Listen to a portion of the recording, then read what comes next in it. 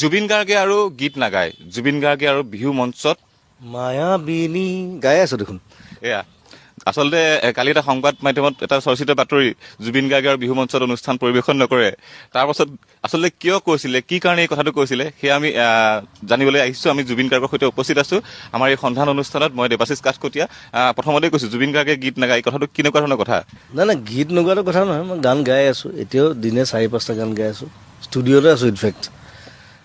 আৰু খালি মানে বিহু প্ৰগ্ৰেম বৰ হেক্টিক হৈ যায়তো, এনাৰ্জি বহুত যায়। 30 বছৰ কৰিলোঁ, অহা বছৰ মোৰ 50 বছৰ হ'ব। চ' সেইকাৰণে মই কমাই দিম বুলি কৈছোঁ। কমাই দিম, একদম চিলেক্টেড প্ৰগ্ৰেম কৰিম। আৰু বাকী অনুষ্ঠান ধেৰ থাকে, ক'ৰবাত কলেজৰ ফাংচন থাকে, কিবা থাকে, বেংগলত শ্ব' থাকে। 50 বছৰীয়া হ'ব আপুনি, অহা বছৰ আপুনি এতিয়া 49ত আছে। 50 বছৰ হোৱাৰ পিছত আপুনি ৰিটায়াৰমেণ্ট হ'ব নেকি আপোনাৰ? ৰিটায়াৰমেণ্ট নহয়, বেলেগ কাম কৰিম। এতিয়া চোৱা, আমি খেতি কৰিছোঁ ইয়াত, লাওৰ আগ লাগিয়ে আছে ইয়াত। লাও খেতি কৰিব, বন্ধাকবি লগাইছোঁ, পালেং লগাইছোঁ বাবলু ষ্টুডিঅ'ত, লাও লগাইছোঁ সেইফালে। খেতিটো কৰিম, খেতিৰ পথাৰ মাৰ বজাৰ মাৰ বুলি কৈছোঁ নহয়, গতিকে খেতি কৰিব লাগিব। সেইবিলাক কাম কৰিম, গান গাম মাজে মাজে।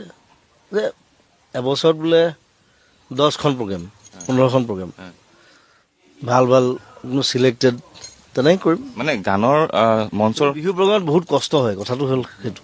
এতিয়া আপুনি সেই কষ্ট নতুন কমাব, আৰ্টিষ্টবিলাকে গাওক, মই ঘৰত বহি বহি চাম। এতিয়া মানে আপুনি চাব আৰু বেলেগে গাব। অহা বছৰৰ পৰা সেইটো হ'ব। আৰু আচলতে বহু শিল্পীয়ে কৈছে, বহু লোকেও কৈছে, জুবিন দা যদি নাথাকে বিহু মঞ্চৰ কেতিয়াও আমি কল্পনাও কৰিব নোৱাৰো। ফ'ৰ্চড হ'ব নোৱাৰে কথাটো, মোৰ মন যাব লাগিব। আৰু তাতে এতিয়া চিনেমা আৰু কেইবাখনো চিনেমা প্লেন আছে।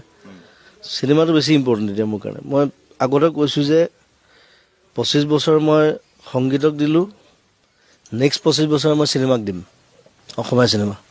আৰু সেই ধৰণেই কাম কৰিছোঁ। মিছন চানে কৰিছোঁ, কাঞ্চনজংঘা কৰিছোঁ, ৰত্নাকৰতো মই লাগি দিছোঁ, যদিও এখন মোৰ নিজৰ চিনেমা নহয় বাৰু, বাট মই মিউজিক কৰিছোঁ তাত। চ' চিনেমা ইণ্ডাষ্ট্ৰিটো এতিয়া উঠাব লাগিব।